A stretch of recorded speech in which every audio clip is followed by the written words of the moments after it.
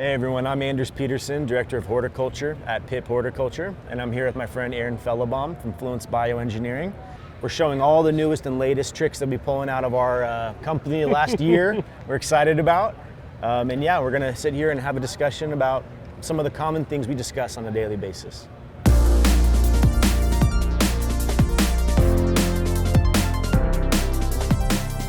Where shall we start? Well, I think we both have very similar conversations when speaking with customers. And one of the bigger variables we talk about is tray to light height, how that can influence efficiency, how that can influence uniformity, airflow, workflow. So that might be a good place to start.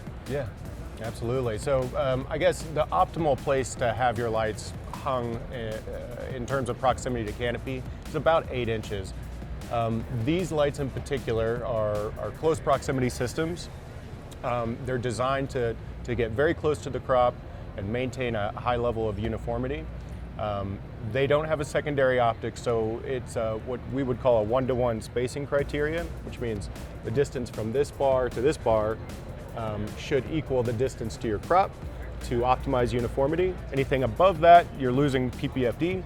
Anything below that, you are losing uniformity. So that's a good place to start, I think. One of the challenges people have in vertical grows is labor, plant process flow, genetic variability. So these are all things that you should be taken into account whenever you're determining what your rack spacing should be. And there's no one-size-fits-all solution. No. It's really based on what you're trying to do, what kind of genetics you're running, how long are you vegging, your plant density. So these Even are all regulatory environments with like plant count limited states, I noticed they tend to prefer a larger tier height.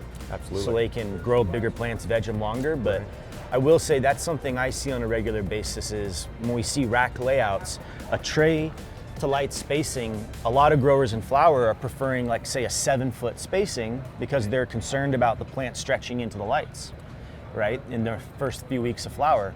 But as we've talked about before, there's a lot of inefficiencies by having that tall of a safety buffer with plant height, right? You end up either having to drop your lights to the optimal distance, or you just keep them hung at a static level, and then you're losing PPFD basically. That's right. And so it's kind of a trade-off. Hard to tell someone what is the right thing to do, but I will say at scale it becomes very difficult to raise and lower. There is equipment that you could purchase to do that mechanically, but you're always going to want to justify the purchase based on a ROI or simple payback, and the cost of those solutions might be hard to overcome. Well, and also that taller distance, that taller tier height is putting strain on the in-rack airflow system as well. So if we could walk over here just for a second, if you're looking at the duct and the air coming out, there really is a limitation to how far that air can be thrown. So if you're at a 7-foot tier height and you have an 18-inch plant, that plant is now 5.5, 6 feet away from that duct. Yeah, if you're not breaking that plant's boundary layer, just due to the rack height, you're potentially losing yield.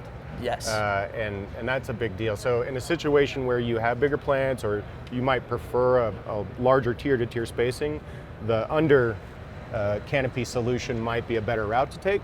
So something to consider when you're working through plans and designing your facility for sure. I have a question for you. We've started seeing a lot more of these slab trays, gutter style trays. Love it. And really to promote that airflow, that kind of reduce that chimney effect coming through the aisles.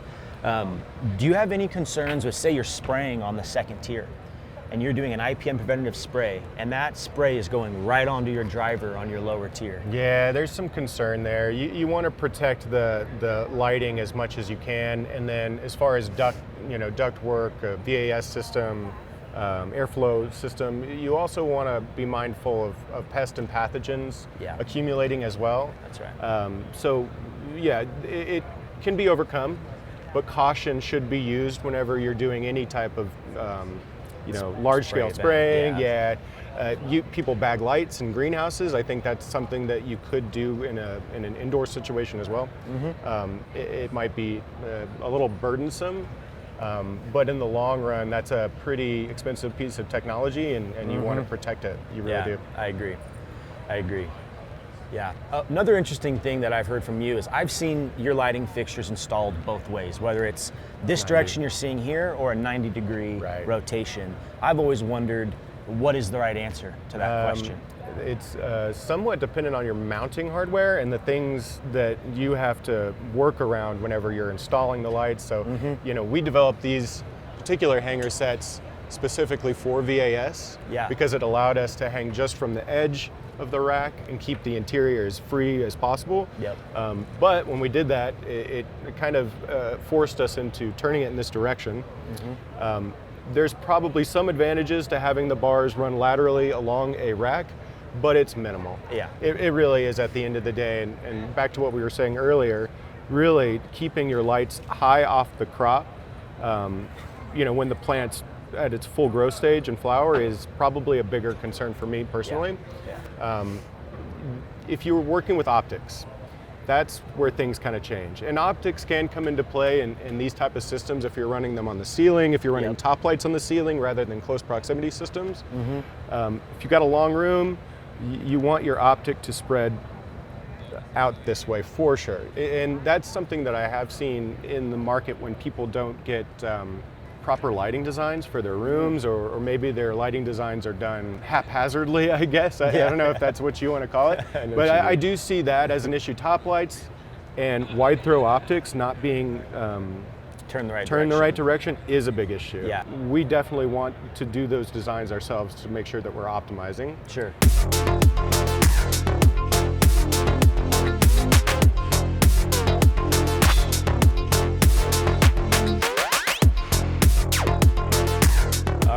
Hey everyone, we're here again at the Grow Glide booth, again with my friend Fellebaum, looking at just a slightly different layout with different pieces of equipment, just more to talk about here. All right, so let's just jump right into it. Obviously there's a hot topic right now that I'm curious to ask you about, intercanopy lighting. And you know, I've seen some trials, I've done some testing myself, I've seen a lot of big numbers out there. Kind of what are your thoughts on it, and how do you see that applied to a single level or multi-tier application? Absolutely, it is a hot topic, isn't it? So at a base level, more light, more yield. And that metric maintains up until you hit about 1,500 micromoles of top light. But most people aren't there, right? Most people aren't optimized for PPFD. A lot of people are still using HPS, they're underlit. Intercanopy offers a pretty low-risk solution to increase your light intensity and your yield. But there's challenges. There is. Intercanopy, as it you know, was developed for tomato production, is intercanopy. It's between two tomato plants that are going up very tall. But the plant morphology of cannabis is a little bit different. It's denser. It's more compact. We're in these rooms. We're double tiering, and it becomes a challenge to figure out how you're going to basically hang that system. I think for racks in particular, you're offered a benefit because you have infrastructure to hang from. Yeah, you have these cross-member bars where you can actually mount a 4-foot or 8-foot bar. That's right. And you know, I think the intercanopy is most useful in a lot of ways for cannabis in particular if you're hanging from the side. So imagine dropping down a intercanopy light from the edges. Once those racks are combined together, it is intercanopy, but it offers a better workflow, process flow, plant flow perspective. One thing I've noticed with intercanopy is, this is a great example where we have the slab trays and some bottom-up airflow, but growers are not stripping or skirting their plants as aggressively with intercanopy or undercanopy lighting because they now see value in those lowers. However, you're now creating a larger, denser canopy that is preventing airflow underneath and through. And I not all across the board, but I have seen some growers who are new to intercanopy getting some PM. Yeah, absolutely. There's some risks there. You got to kind of judge the risk versus reward scenario. Absolutely true. You want foliage there to capture that light so that it's not wasted to walls and walkways or whatnot. So breaking that not only the leaf boundary layer, but the full plant boundary layer becomes very important. It's just something to be mindful of. There's a lot of challenges with trying to fit more stuff into this zone. Totally. Both like logistical as well as pest pathogen and from a risk perspective as well. Well, I think that's the game. I think that's where the optimization and dialing in needs to occur is what is that ratio of stripping the plants and de-leafing with intercanopy lighting versus letting those lowers grow. Right, yeah, and I think that the time in veg plays a big part there too. That's true. You know, if you're spending a lot of time in veg, sometimes you're just kind of wasting space and wasting time and energy, and so yeah. It's not a bad idea to maybe go with a slightly higher planting density, less defoliation. But you know, one thing that we talked about a second ago that I like is just the infrastructure is there. Yeah. And in a single tier room, rolling bench room with a bunch of HVAC equipment on the top and HPS, and it becomes challenging, especially when you start netting your crop. Oh yeah. You know, that's a big challenge, is getting the lights down far enough and still being able to throw trellis net over the top, basically. That's a good point. Because you got to take all that stuff out. So Yeah. if you got things hanging intra-canopy, Yeah. that becomes a challenge from a labor perspective. That's a good point. Yeah. That's a good point. In terms of quantifying intercanopy or under canopy lighting, how do you quantify that and what are you trying to target for PPFD wise? Yeah, I like to Under. think about total room flux, and Okay, I talk yeah. a lot about Yeah. this with my team and anybody that's willing to listen to me, but total room flux or total PPF basically Yep. is a great indicator of what you're going to see yield-wise. It kind of takes the equation of PPF to PPFD and sets it aside a little bit and gets down to brass tacks. It's what you bought. You bought a photon or a set Yeah. of photons. Same with the intercanopy, right? Yeah. You're adding 10% more light or whatever it is. It should equate to something similar so long as your top light isn't at 1500 micromoles or higher. I love that. Just like let's not overcomplicate it, essentially. Yeah. Like how many photons do you have in the room and what are you getting from those photons? What's your total? What did you pay That's for right. it? You know, I what like are you that. yielding out of that? There's losses associated with PPF to PPFD, Sure. to the wall, to the walkway, Yeah. whatever it is. But it kind of complicates it to a degree that it makes it hard for the layperson to really understand. Yeah. And everyone should be mindful of what PPFD they're using in their canopy and their grow rooms. But as far as quantification goes, Yeah. stripping it back and just saying, what's the total raw amount of photons in this space? That's a great way to quantify. How would introducing intracanopy lighting affect your DLI? Are you reducing your top lighting to account for that extra PPFD or? Well, no. You're, like I said earlier, you're generally not at 1500 micromoles per meter squared per second. There's a few people out there that are running some really high numbers, but it's Yeah. not the norm, right? Totally. You want to run the lights as much as you can, as high of intensity as you can, if you know, strain dependent, I guess, Sure, or yeah. whatnot. But yeah, total DLI goes up. You're going to want to acclimate just as you would with any other light. The only thing to kind of be mindful of is where the plants come in. So if your intercanopy is here, you obviously might not want to light that up until they get to the appropriate Yeah. zone to do that. Yeah, okay.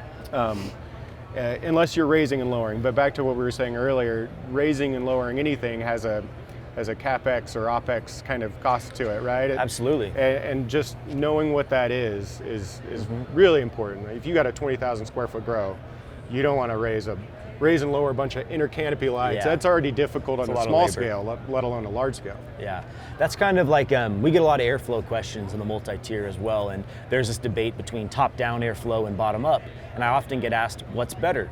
And my answer is both. Both, yeah. You know, like, frankly, I like to use, it's similar conversation to top lighting and intracanopy lighting, but this is a great example. We have sub-canopy airflow blowing up, and we also have top-down airflow blowing down. Yeah. Well, think about when the plants are, like how short they are in the beginning.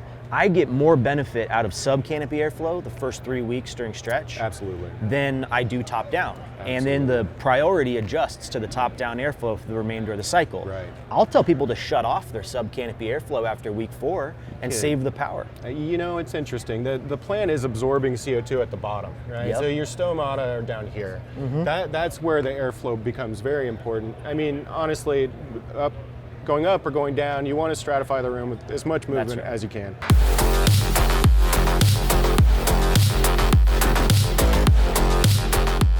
All right, we're now over here at the Fluence Bioengineering booth at MJ BizCon, and we were talking, Aaron and I, over at the Pipp booth about intracanopy lighting and some top lighting, so we thought we would show you some examples of that, and I kind of wanted to see them myself. Yeah, so this is the vine, intracanopy. It's lit on both sides. This is an 8-foot section here, so it's perfect for a Pipp rack. That is, 4x8 it really section. is. Like I was saying earlier, I really do think that a good hanging and deployment technique is to go outer rack. Yeah, so it sounds like you can get a lot out of these fixtures for a pretty low amount of power as well. How much watts is this fixture? About 100 watts on this model. That's it? Yeah, it's it. It varies a little bit based on the length of it, but it's fairly low wattage. I mean, for the yield increases we're talking about, an extra 100 watts is like nothing. It is nothing, but something to consider here is that you have 100% CU basically. You have what's called one coefficient of utilization, because there's really no loss there. Yeah, it's right there in the canopy. It is in the canopy. You can assume all of the photons are captured, so long as you're not lighting it before the plants grow into it or something like that. Yeah. Okay, that's cool. Yeah. Well, thanks. So it's very efficient in terms of the way it delivers light. Absolutely. So I know you got your top light up here. We talked about that as well. Yeah, What's that one? we did talk a little bit about one-to-one retrofit. So this is the Raptor system. It's 1,000 watts. It comes in either 150 degree optic or standard, which is 120. So it's really meant to match the form, fit, and function of an HPS and retrofits. Economically speaking, in new builds, the more watts you can use in one spot, the less lights you'll use overall to get to a specific PPFD level. Sure. So going up in watts in a single tier environment offers a cost-effective solution from both a light quantity perspective, but also installation. Well, it's increasing the wattage per fixture, but you're reducing the total fixture count. Exactly. And so at the end of the day, it's really not like you're adding a significant higher lighting or sensible load to your space. Correct, yeah. And that's a key component to retrofits in general. If you can match the wattage that you're using within that room, it helps you stay within the confines of the rest of the systems. Exactly. Yeah, you're not having to retrofit dehumidification, cooling, etc. Yeah, you know, maybe if you had a lot more transpiration, That's true. you are maybe increasing dehumidification. Exactly. If you're increasing that light level, you're certainly increasing the transpiration of the plant.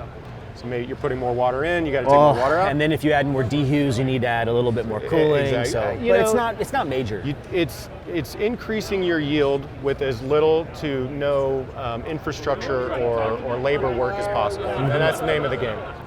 Aaron, thanks so much for chatting with me today, man. It's always a pleasure. I got to come visit you in Texas soon. Oh, please do. Yeah, it's always a good time. Thanks for talking. Yeah, I always like talking shop, so anytime. Likewise.